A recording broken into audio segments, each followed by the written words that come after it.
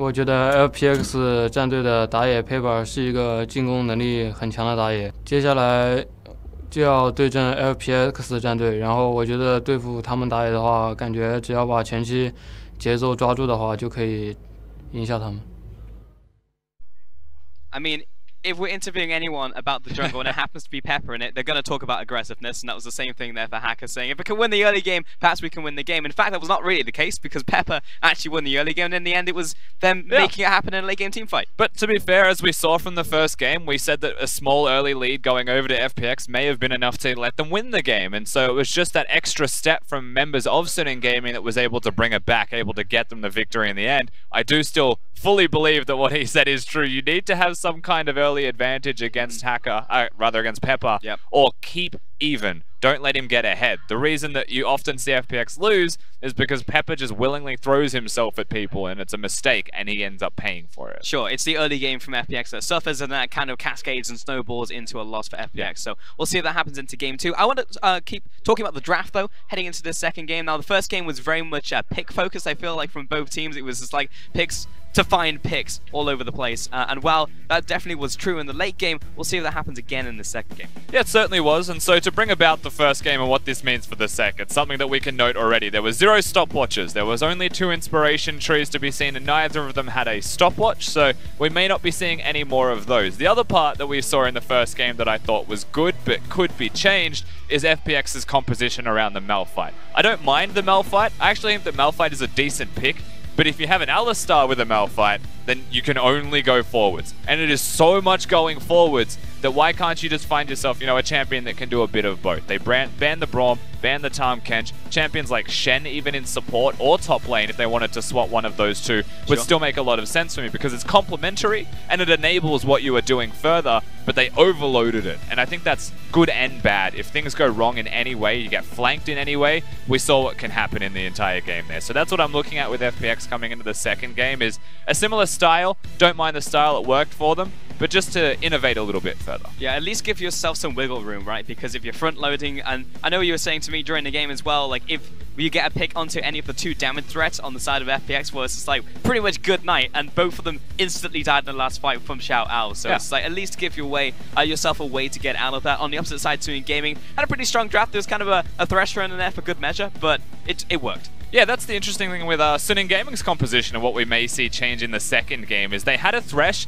and now the Thresh pick kind of made sense in the composition to enable pick was a medium to long range type of engage for this side that wasn't fully committal. But the Thresh didn't really feel like it was contributing this crazy amount. Most of it was the Skarner hitting the ultimate anyway, and the hook was there just as a follow-up more than anything else. Yep. He tried to give lanterns, they were unsuccessful. They were completely thwarted by the team composition of FPX, and they really wanted the Camille, and they really wanted the Talia. So I'd be looking at perhaps the Thresh changes, unless the Skarner is banned away, in which case the Skarner will be changing to a new jungler, and the Thresh can stay. Sure, that's definitely an expectation for sure in the jungle roles here. That's taken away because Skarner is so strong on this patch, but for now, we are going to send it over to the casters to get us into game 2.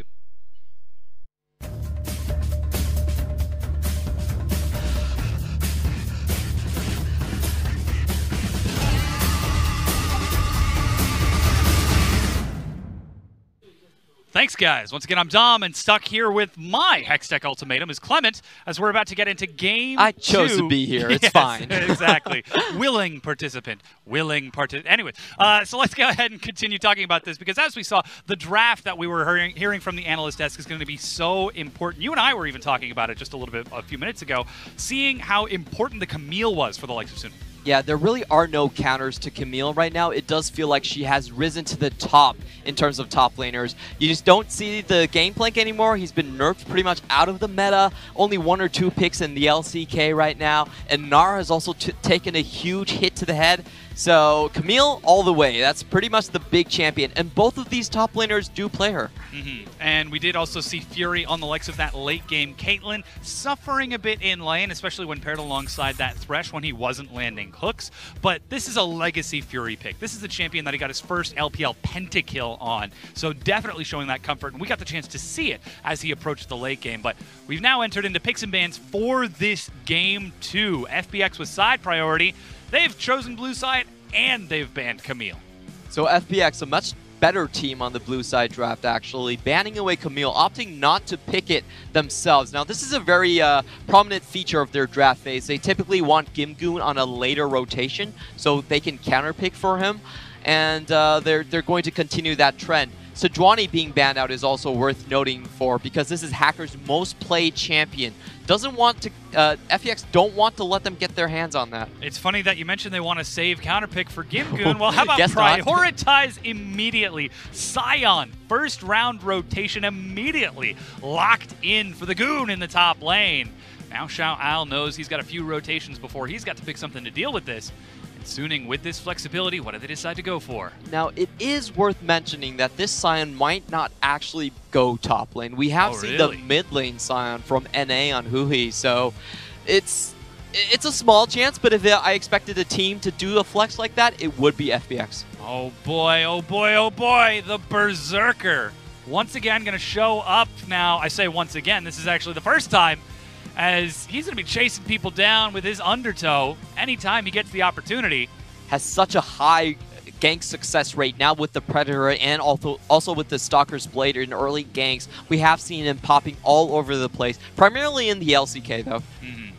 Now we're going to see the counterpick Kha'Zix locked in for Pepper. Obviously, you want to try to catch that Olaf out of position, which allows for the isolation damage on the likes of Kha'Zix, but it's an Olaf. He just presses R, becomes even stronger, and then throws more axes. This pick tells me that they're probably going to try something early level. If you can catch out Olaf, he likes to jungle with very low health to make use of his passive. If you can catch him out first rotation and deny his blue buff somehow, that could be a way you win the game. Now we see another roaming mid laner for the likes of Bing.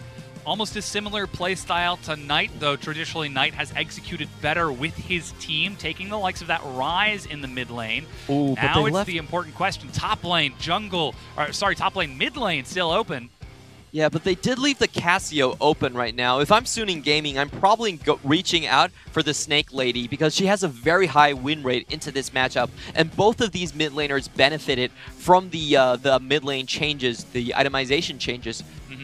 Now we do see Alistar locked in for Yoon, so again that is going to be a Varus Alistar red side, but this time it's Suning Gaming running that into FPX. Meanwhile, FPX, they've not picked their bottom lane at all, so Suning get the chance to try to trim away LWX's pool. LWX still has a lot of champions here. The Xayah is open, the Ezreal as well, so if they just want to play safe, then that's perfectly doable. Yeah, we do call LWX the shotgun of the LPL. He likes to get up close and personal for plenty of spray and plenty of big damage, but sometimes the shotgun has kickback, and sometimes that costs FPX quite a bit. I thought you were going to say plenty of prey from his own teammates because... Yeah, exactly. Wait, what are you doing? Why are you in melee range? When he does go in, and it's a bit of a coin flip, but it does look like Suning is going to force him onto the Ezreal pick. That's the... pretty much the only big pick he has right now. There's the Azir, the Cassiopeia that you mentioned. We're not going to get the chance to see the huge damage out of Leandri's or anything like that. So with this, now we see how Suning prioritize. The Kassadin instead? Yeah, perhaps trying to bait this out. Kassadin, we theorized, has some massive late game damage with the new Rabadon's death cap. Yeah, Frost is all in on this pick. She says, like, with better death cap, with extra mana from Archangels, then this should be a very, very strong pick. But it still faces the problem that I feel like the 2v2 early to mid game is now more important than ever. And if Suning are going to try to hold on to this pick, it's a bit of a challenge. They do have the Olaf though. Olaf is a very strong early game jungle, so maybe they're banking on that fact. Especially to provide them some momentum. Now Tristana is the lock-in for LWX. Great at breaking down turrets if she ever gets the opportunity to set up and siege. And Kassadin, not exactly known for his wave clear. Could be a bit of a challenge for FPX to try to play on that early and mid game before the Kassadin gets to a massive late game, as Braum is now locked in for Crisp. And hold your horses there, Clement. Or should I say, hold your Scarl. Oh, yeah. You're my Scarl. He's thinking about it. Exactly. We'll see if this is going to be locked in. It is. Never mind. Thank you. Xiao Ao locking in Kled in the top lane. You can't see it, everyone, but there is a big old grin on Clement's face. Xiao's taking it to Gimgoon. He's basically saying, hey, man, you don't get to call Kled your own champion. There's another Kled player here, you know. Shout out, old-time Kled player from previous splits as well. Also, Gimgun was the first one to feature in this matchup. He was the one with the Kled, and he went Electrocute and tried to kill the Sion in lane. I'm very interested to see what Shao will bring here. Yeah, we're certainly going to find out in just a few seconds, as with our compositions now locked and loaded. Suning, they've got a great running down composition. If they can find someone out of position, look for a pick, they don't need CC to lock him in place. They just chase them to the ends of the earth with the Olaf and the Kled. Meanwhile, on the other side, FPX, they're just looking for some big ol' AoE and scaling as the coaches shake hands. Suning versus FPX. We call Suning the middle of the pack, the playoff gatekeepers. If you can beat Suning, you deserve to be in the top half. But if you can't, well, you deserve to be in the bottom. Yep, and Suning are going to try to up their standings with the remainder of cross-conference. Not having a very good time so far. To talk a little bit about the compositions here, I do favor FPX's composition a little bit. I think they're a bit more well-rounded. They have your late game assurance in the Tristana. They have your good tank line in the Sion, and they also have the push advantage in the mid with the Rise over the Kassadin. So I do like what FPX have drafted here. On the flip side for Suning, they're much more focused on their goal. Like you said, they are the rundown type of composition. And if this comp doesn't work very well in the mid game, then it falls apart. Yeah. Olaf, not a very good late game champion. Kled, the same thing pretty much. And even though Kassadin, you scale well late, there is a Braum on the enemy team and a point-and-click CC in the Rise. Yeah. So I don't see their composition working well past 30 minutes at all. It is the ride or die composition. Well, we'll have to see if Suning can execute or if FPX are going to bring us to a Game 3 as we load onto the Rift. More fans here coming out. We're hearing the shouts from FunPlus. Suning raising the stakes with their pitch of voice on that final call. But I do want to come back to that rundown composition that you've mentioned. We've seen a composition somewhat similar from Suning way back in 2017 summer where they played against WE. Suning took an early advantage but then couldn't break the base. So what Suning did was they used the Kled at the red buff to run all the way to the Nexus as a 5-man stack. They were able to sneak into the red buff of Team WE, wait till they moved up towards the Baron on the top half of the map, and then literally just ran to the Nexus and backdoored to win the game. So I'm not saying I endorse that strategy. I'm just saying they have a Kled, and they also are playing on red side just like they were in that last series. No one should endorse that strategy. That's a Hail Mary if I ever saw one. It really is. I mean, we've even seen to continue on with Hail Marys, we've seen Hail Marys from Suning this year that haven't worked out. They've gotten all the way down to the last hit on the Nexus, but weren't able to close it out. I believe that was just last week. Against WE, they were up 9.6K. Oh, that was the same team. You're right. It was WE. Yeah, and to talk about the profiles of Suning right now, they can have very good early to mid games, but late game shot calling, their fight selection is very terrible. The way they lost to WE and gave Shia that pentakill was they used all of their abilities on an Alistar in a choke and then got blasted by WE's AoE. So they really need to work on that. But for now, if you run this composition, you don't need to worry. Yeah. Because if you go to late game, you just lose, so it doesn't even matter. Oh, man, calling it so soon. We'll have to see if that's going to be the case or if Suning will, in fact, prove us wrong, because FPX, they're certainly going to be trying to do that as best as they can as we now get into this standard laning phase. Ooh. Good knock-up as LWX is able to buffer a rocket jump out of the headbutt and escape. Meanwhile, Hacker clearing off his red buff, going for what looks to be a full clear, but Pepper manages to take Scuttle Crab and is sneaking around right now. Look at the movement speed on the likes of Hacker. And that's the traditional build path we see from Olaf right now. Water walking and celerity, the double jungler move speed. What presence of mind from Xiao Al to back away. He knows his junglers know. He sees a huge wave being taken. Even Bing disappearing from that mid lane as the wave crashes in, denying Xiao Al tons of gold and experience, but he's going to be able to keep himself alive. Assuming he's able to make it back to the turret, though, I'm not sure that was such a great idea. Now he's in between a rock and a hard place, but he is finally getting some experience. So close to level 3, but he has no flash. You can't overkill on damage with Skarl. Gets level 3 and survives. Holy cow, he's able to make it in. Meanwhile, FLICKR has been tracking across the map. He's going to try to trade Krugs over here, as Suning have been pushing on the other side of the map. And despite the attempt out of play from FPX, Suning keep their cool. That is the cool thing you can do when you're against an Olaf, is you can punish his first clear. You know that he can't finish on top of the Krugs right there, so you just go in his jungle and force his lanes. A wave comes in, FLICKR. They spot. Feigns a dive, but decides to turn and clear out the rest of Krugs instead. You saw the nerfs to Tristana's ultimate there. The cooldown slightly increased. Oh, your Chinese is certainly improving. it's the numbers. Luckily, those are the same. Okay. But still, 4 minutes in, we're already seeing both teams moving across the map, so nowhere near as passive in early game as that game one. And we can talk a little bit about the top lane rune choices right here. We did see Press the Attack get a bit of love in the top lane. So with Kled, it's one of the more common rune choices. You can proc it on the third, and then your fourth hit does extra damage for your violent tendencies. That is very scary. I imagine getting hit by that fourth hit really hurts. Yeah, but you do need to time it so that it doesn't hit on the bone platings. Stagger the auto attack. Yeah. The thing about bone plating is It's I've all checked, sources of damage, isn't it? Yeah, it's all sorts of damage. So with bone plating, every top laner that has gone into the resolve tree in 8.4 has taken bone plating. There are no exceptions. That's just how good a rune it is. If you think about the flat values, it's about 4 times more valuable than Scorch. Oh, yeah. I believe at max level it's 50 damage per source as, Fury nearly going to be stunned, but is able to walk under his turret as LWX is chunked away. Still the wave is pushed in, and that allows Pepper to step forward. No pings on him, so he might have been able to skirt the vision there. Still looking for something, but not able to find it, though he did get behind Suning. Might look for some more action bottom as Xiao Al trades with Gimgoon. There's that precision trying to get the fourth hit violence tendencies. Ooh, it's more difficult to say than you would think as FLICKR stepping forward. Xiao Al, is he trying to bait this?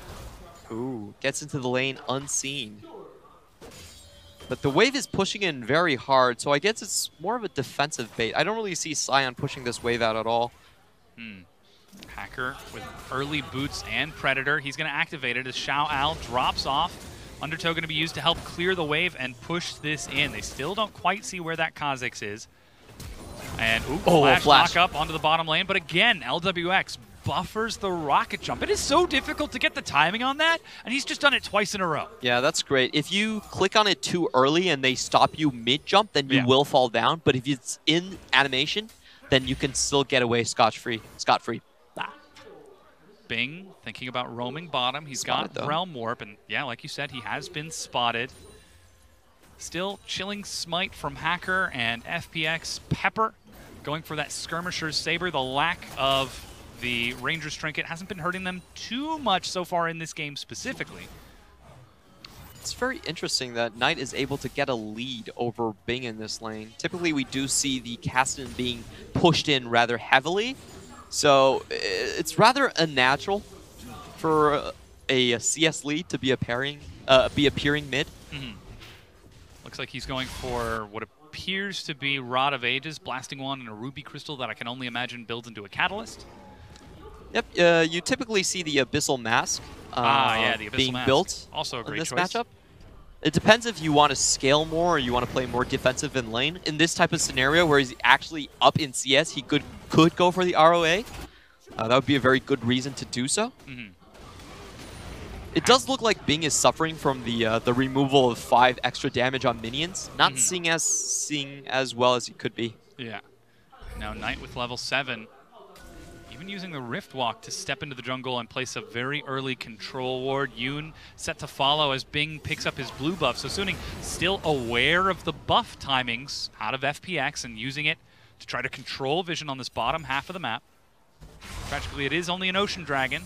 So if they were to take that, that would just provide a little bit more sustain, though. That does, again, scale into the Elder Dragons. We saw one in the last one, as we do have a quick pause.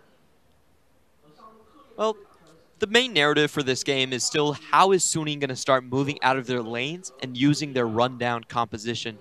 Because if things are the way they are right now, it looks like FPX can handle most of the pressure thrown at them. Sure, they're losing a bit of CS in their solo lanes, but holding on still fine.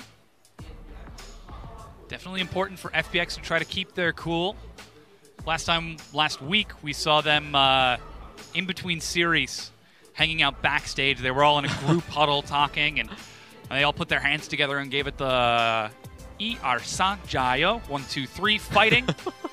And the coach was the one who was really leading the charge for the team. He was the guy who was really bringing the emotional energy to them, because that was, again, after their Game 1 loss. For FPX, right? Yes. Yeah, they did have rather demoralizing loss against RNG in the last series. LWX getting completely blasted by Uzi. Mm-hmm.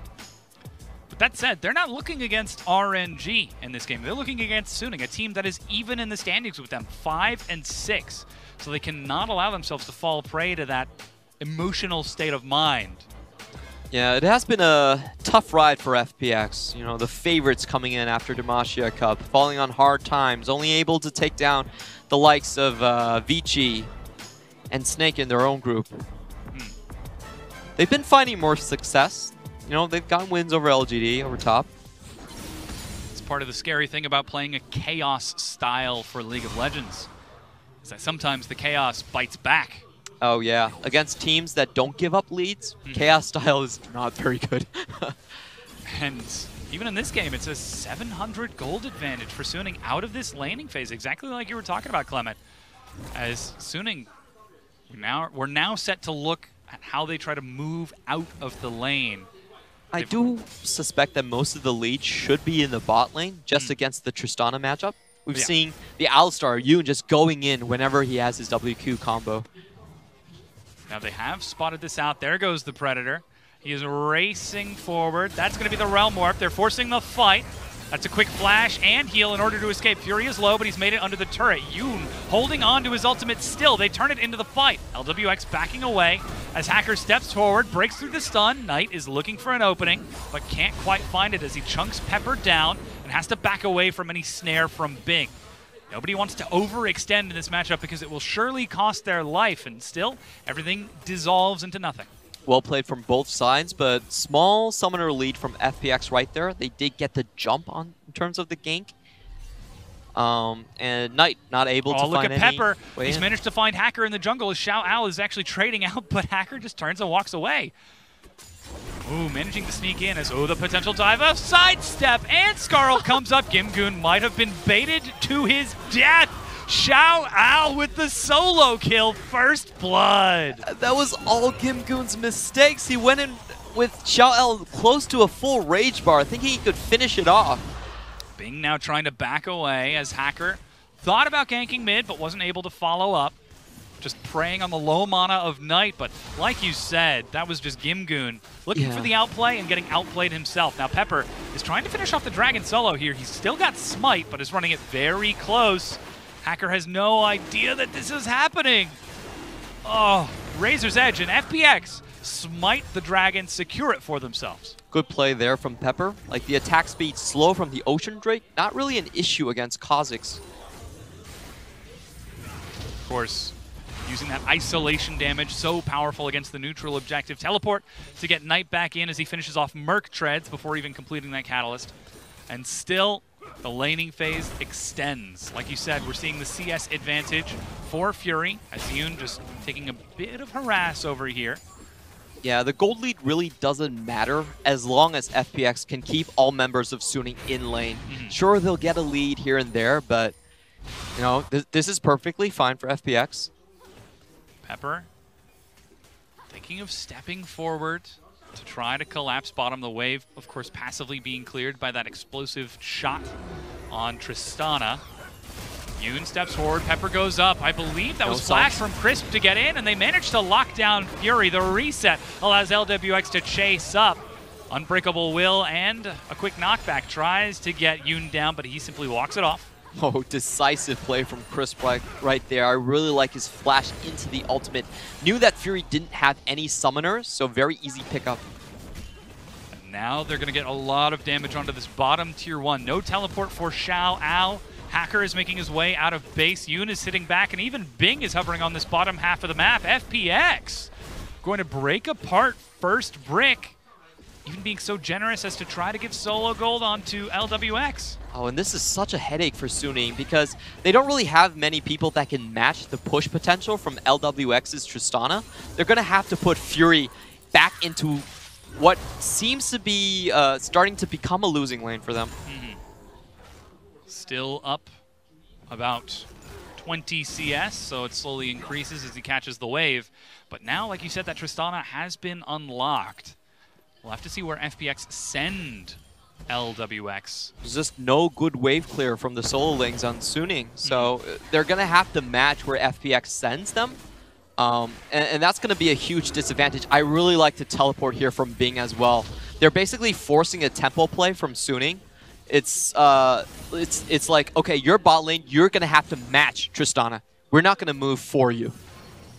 Already you can see Suning walking top and immediately changing direction towards the mid lane. Guinsoo's just now picked up by Fury with that CS advantage, but the wave has already crashed for LWX. Crisp is even there, and with BF Sword, Zeal, and Zerker Greaves, this already pre-chipped turret could be at threat of going down. Crisp trying to keep Yoon away. It's so close, he's thinking about it. Finally, the final few shots, and the mid-tier 1 is broken. FPX open up 2 turrets before Suning. Great teleport coming out from Bing right there. He teleports to the bot, defends his turret, and then forces the rotation from Suning. The reason Suning had to do this, they could not match the push with Knight. Knight had to walk back into the bot lane. So even though it looks like they expended one summoner, they did so much with it. Opening the map just that much more for the likes of Pepper to invade and lay down vision. Already you can see FPX moving off the back of that play by collapsing around the jungle, collapsing around the Rift Herald, but Suning well prepared. Going to place down some vision of their own and attempt to contest that. Teleport almost ready for Knight as he pushes bottom. He's got timer on Bing's teleport too. So the next play for Suning is really the big 5v5 in the top lane. They can't allow all of their outer turrets to go down. And you also have to factor in Knight does have the teleport advantage, so we should watch very closely for that timing to appear. That being said, though, Gimgoon heads bottom to try to keep up with that. Holds the wave bottom, gives it the Mia ping as Knight heads up top, but that is a brief numbers advantage for the likes of Suning. They're going to try the charge. They've managed to tag onto Crisp, and they make it over the wall, even onto the Blast Plant control ward, but still the rundown composition has not run out of steam. They keep on chasing forward. Knight is trying to catch up as Bing joins in with the Realm Warp. Snare onto Hacker prevents him from getting even further. The minion wave isn't there, and Suning collapse, but they cannot dive just yet. Oh, such good idea, such poor execution. Now they timed Gimgoon's teleport very well. Don't even need the teleport if he turns into a train and chases them down. Suning, they're on the wrong side of this. Xiaoao turns onto Crisp, but now the fight is on 2 fronts as that's a big knockup onto Knight and Xiaoao. Yoon with the knockup, but again, LWX with the buffer escapes. That leaves Bing all on his own. He dies to Hacker as LWX left him for dead. Bad positioning from FPX. Carries on one side, tanks on the other. Very easy choice for Suning which lane to go into. And now pinging onto that Rift Herald as the almost 5v5 dissuades. Knight trying to recall to catch the minion wave in the bottom tier 2. He still nearly got that teleport ready. And with FPX pushing top, they're able to force Suning off the Herald as well. And that's the problem with FPX. They usually follow up a good idea with a bad one. So just splitting up way too much right there. We could see Pepper was on the bottom side, couldn't really join into the fight, and the way they split, it's actually the worst possible way. Oh, Yoon steps forward as he's trying to make a fight happen. Trading it off, but that's going to be the Crisp who goes down, and they do trade supports when it's all said and done, but Knight is still in the area. No, he teleported from the other half of the map. Now they feel ready to dive. There's not enough CC, and they're able to find another kill. And this is just classic FPX tilt. So after they followed up the losing play, they then went for another play where Knight had the teleport advantage, and they lose more out of it. So it's just, this happens so much with these new teams. It's really disheartening to see because they're not out of the running. They do have the scaling components. They can wait. And this is that emotional constitution that we asked to see out of FPX. It seems like it's faltering here, at least so far. But Pepper, he's holding ground. He's still got 1 kill for his team and is now set to finish off the 2nd Elemental Dragon for them. Ooh. Though Knight is about to catch up. There is no smite. Oh, and he gets it. Null Sphere not enough to provide further chase for Knight, and Pepper in and out. Pepper was pretty lucky that they didn't want to... Let's look at the replay first. So 2-man going in, the important thing to notice is that Bing still doesn't have his teleport. So even though they do manage to trade, it was never going to be even numbers. Flash slow to catch Gimgoon. He tries to retreat, but great play from Knight to get the slow, allowing for the further chase from Suning. And now that brings them 4 kills to 2. They're still down by about 600 gold, but again, 2 turrets are on the map. That's nearly 1,000 gold apiece if they're able to take them. And now Fury with his recurve bow and even more attack speed pushes a wave up top. And Suning not able to take anything off of those kills just yet. Rift Herald still on the map. And while Suning are on the board, they're not doing anything with that kill advantage. Yeah, the problem that FPX is running into right now is that Suning can decide to just hold the bottom wave. They have no pressure to really push it out. And that actually forces FPX to do something on the map, because if they're just going to lose 1 wave of income, that's very bad for them. The problem is when they are forcing things on the map, they're forcing things into a composition that is very welcoming for that. Suning, they have a great composition that can just punish siegers. They can run people down a bit. So FPX, they're not really sure what to do right now. That's kind of the feeling I get. Crisp. Ooh, he's thinking about stepping up and trying to place a ward. Hacker is just waiting for someone to step up. And look at this, even Pepper is trying to play outside of the vision. That ward is just outside. Like you said, he's been spotted. They know that this is happening. And there goes the Chains of Corruption. They're going to manage to get the snare onto Chris. Predator activated, double teleport coming in. Both top laners join the fight as Bing gets in with the Realm Warp. Again, it's a 5 versus 5. Gimgoon trying to bring up the rear, but Chris, so low, is finally going to be able to escape. No, the flash undertow from Hacker. He will trade his life, though, as LWX gets the reset. He's getting good damage. Fury left behind, gives another reset over. They leap it forward, a snare onto Knight. He's such low health. Another reset, and LWX continues to chase. The shotgun is loaded, and it fires. What? He gets the kill, and that's the ace. Suning fall to pieces. There was no reason LWX needed to go for that 3rd kill, but he wanted it anyway. He wanted that triple kill. And at the start of the fight, it looked good for Suning. Their members were here first. They got the first kill, but FPX able to turn it with just Gimgoon soaking up so much damage and stopping LWX from being touched at all. And with that, Tristana completing the Infinity Edge and that Zeal, she does so much. It's now 2 more turrets that FPX have over the advantage now. 5,000 gold, and it all starts because Suning think they can take this fight. Yeah, so it's FPX kind of pressuring the situation right now, but Suning do have the advantage here. They miss LWX. Wow, Xiao L ease onto the wrong person. They're unable to follow up, and they only take Crisp first. After this, they should consider backing up. Just look at the carries from FPX. They're completely full health, and Gimgoon is so hard to move. Like, you can't touch anybody behind him. The further dive, like you said, LWX, he's feeling the heat. He steps up and gets that next kill. Oh, just barely walks it out of the turret in time. The inevitable ace, 7 kills to 5, and suddenly all the momentum that Suning had been trying to build up by diving and taking fights of their own is completely turned on its head, and FPX are the ones who control the map. And this is really bad news for Suning. Like we said before, Suning doesn't really have a late game. They do have the Cassidy, but there's a Braum on the other side. There's a Ryze on the other side. I don't think the Cassidy is going to be that effective come the late game.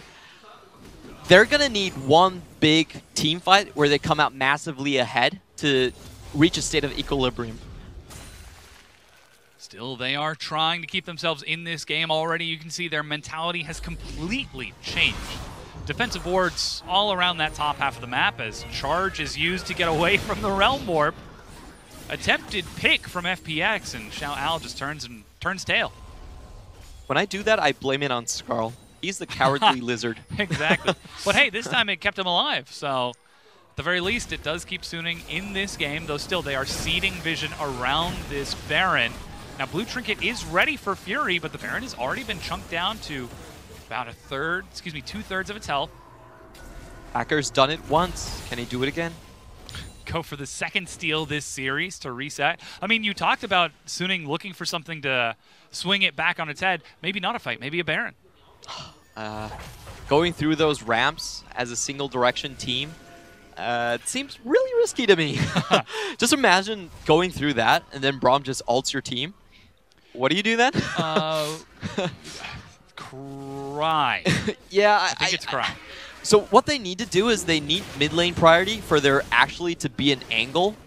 If they just go through Raptor ramp, I think it's going to be a massacre. Already we can see Vision everywhere else though, so FPX are already prepared for that eventuality of a side flank. They've got Vision in the tri-bush, they've got the top lane pushed up, so the only way really for them to run is either through the Raptor ramp or mid.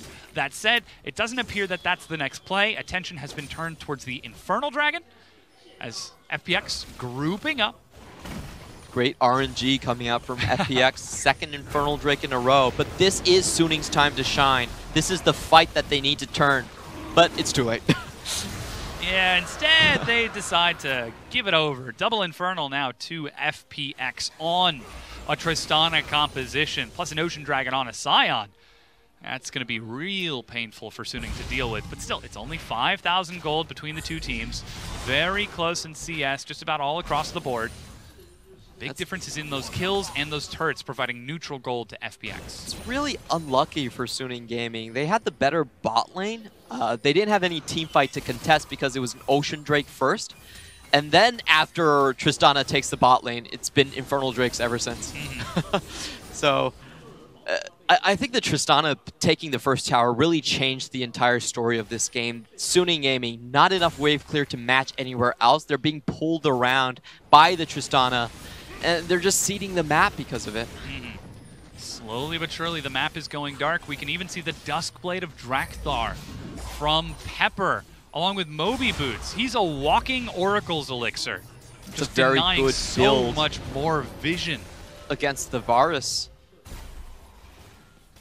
Yeah, significantly more assassination.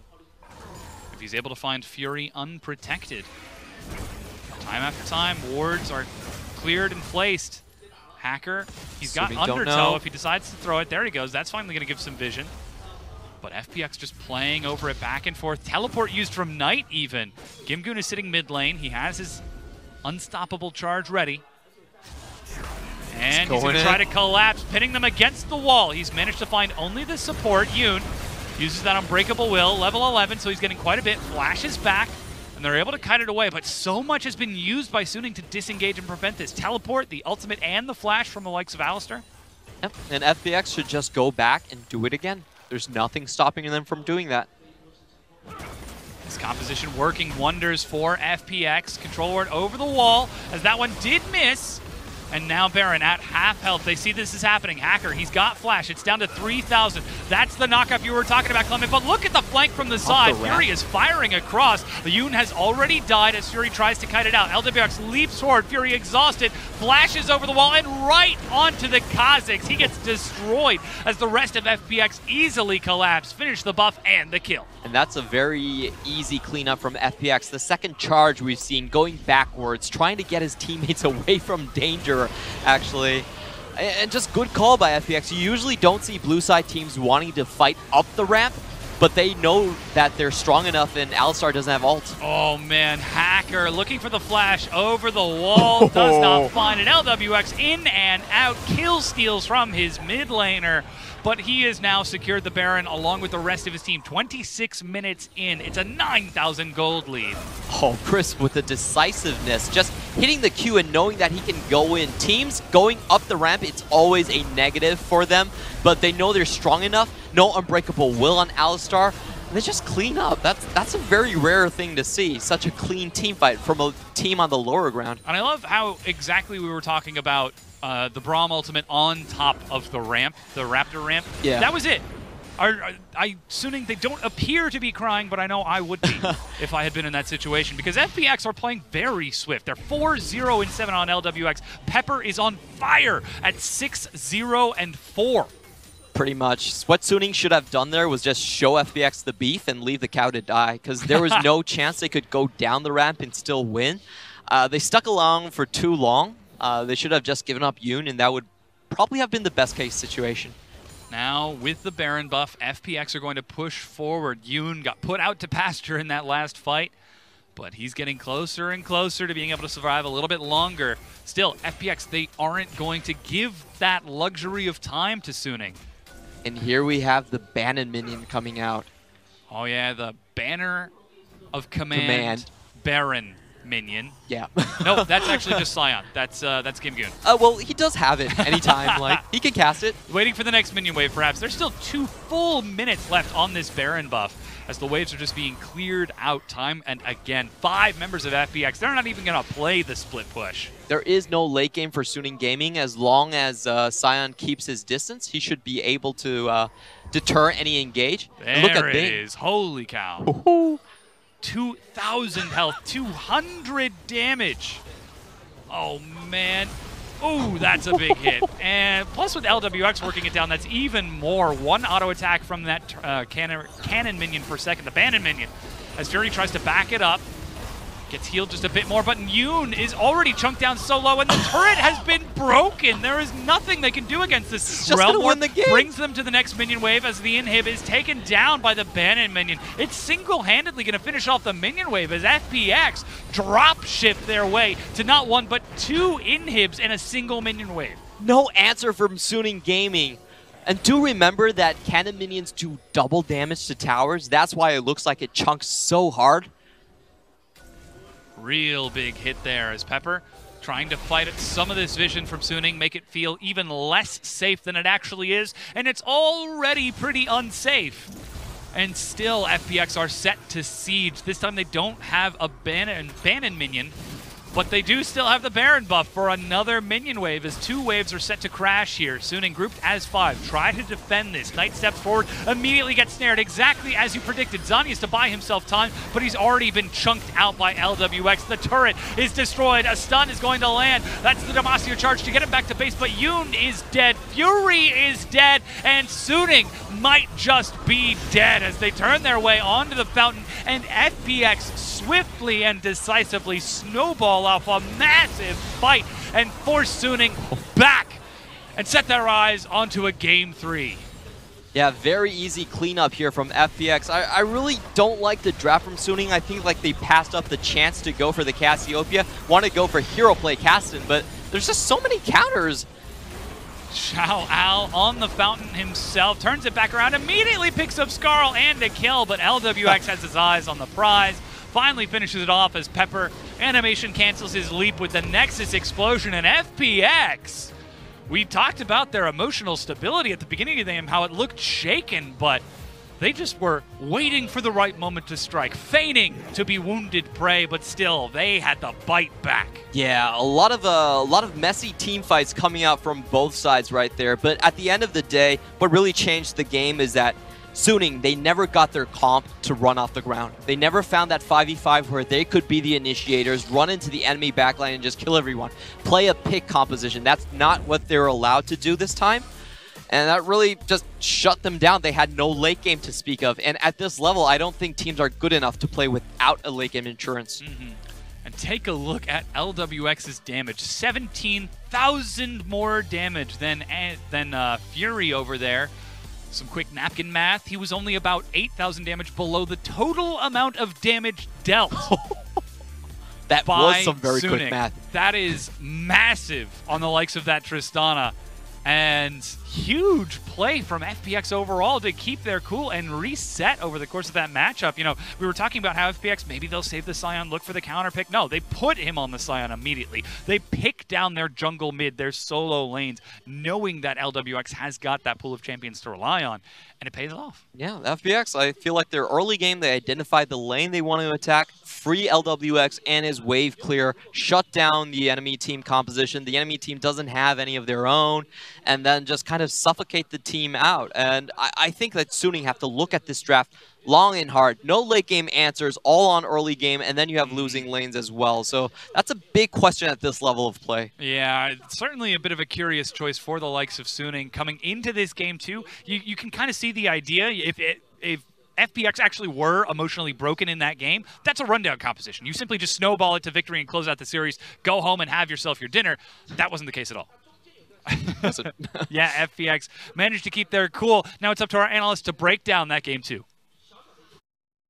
And Clement's right, Suning Gaming definitely have to take a look at the draft, and we will as well. So take a look at this one. They brought out the Olaf, and we were like, okay, well, this can definitely work. I mean, other regions have seen it so far as well in their own domestic play. And we was just like, well, talking about the runes as well, everything does work for Olaf nowadays. Yeah, look, Olaf is in a very good position right now. We were mentioning this while the game was going, but having all of the move speed from water walking in his runes as well as celerity, then just imagine he uses Predator, he presses ultimate, and he has a Righteous Glory. That's a lot. That's just a lot of move speed, let alone the damage that he gets from celerity as a bonus adaptive AD there for himself. So Olaf in this draft specifically, however, I was a fan of it. I thought Olaf fit well. There's a couple of other places through the draft for Suning Gaming that I would be looking at though, and saying that I have a couple more questions towards it. Now the Cassiopeia, I agree with Clement, was a great option, but so was something like an Orianna. Because this is a matchup into Ryze where you can control the early laning phase by killing the Ryze, not letting him get through the laning phase. And the current state of Ryze is incredibly strong.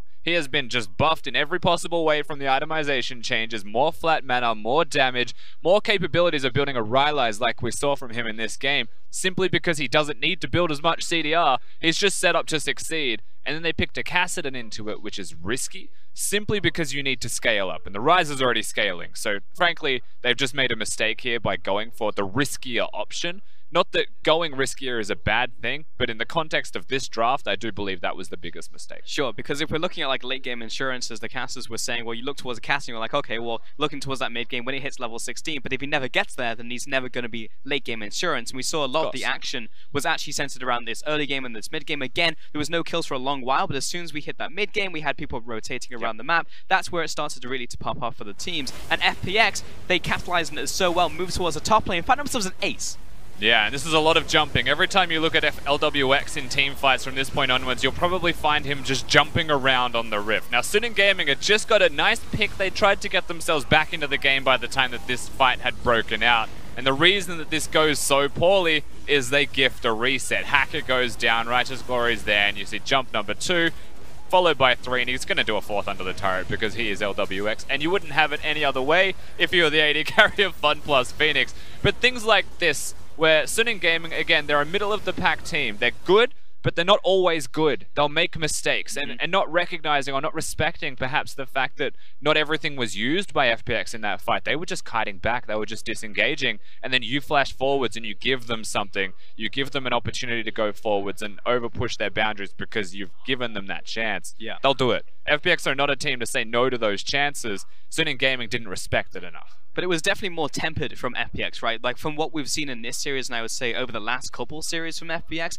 is that they haven't just been running face first into their opponents in the early game. They've actually been thinking about what they're going to do and then execute it on later. And once you do give them those chances, then they can turn it into more. They were thinking about how to do it, not when they're going to do it or anything like that. It's much more cerebral from them. I really have enjoyed watching them play this set so far. We're seeing legitimate growth from FunPlus Phoenix, even in just the best of 3 that they're playing against Suning Gaming right now. They're up against the team that wants to be slow. They said, okay, we'll play slow. We'll be just like you guys, and we'll slow the pace of this game down. And they're trying to best them with it. And honestly, this could have been a 2-0 if FPX played the first game like they did the second to continue to close it out. And to be fair, the first game was really just revolving around the fact that we saw a hero player coming out from Shout Out. They were actually sieging the base, and that could have been the 2-0 right here. However, there is still scary moments for a team like FPX when you have LWX jumping forwards, and we saw that in the last fight. We're also going to take a look at the Baron fight because he also jumped face first into a Kled, and it's scary, but they still managed to win it front to back. Yeah, of course. And Yoon had no ultimate at this point. This is the second engage from FunPlus Phoenix, and what I like the most about this fight, whilst LWX almost ints but doesn't because they're far enough ahead,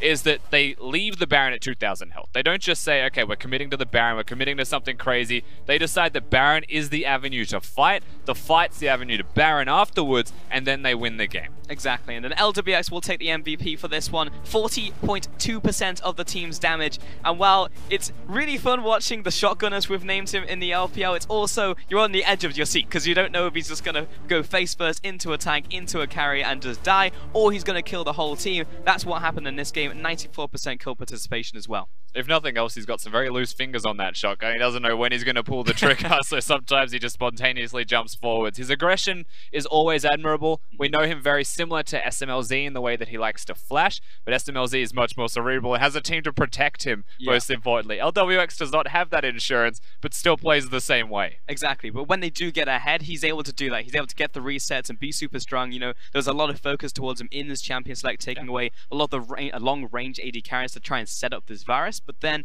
at the end of the day, he just picks Tristana and is able to run them down. And that's the thing, I don't actually think we should see another Varus coming into this set. All of the priority seems to be on extra range on champions so far, and that should be the higher priority. Yeah, 100%. Looking at that draft, first draft coming in from Suning Gaming was great. Second draft didn't really work out for them. We'll see what they can pull out in Game 3. So we are going to take a quick break before we get to game number 3.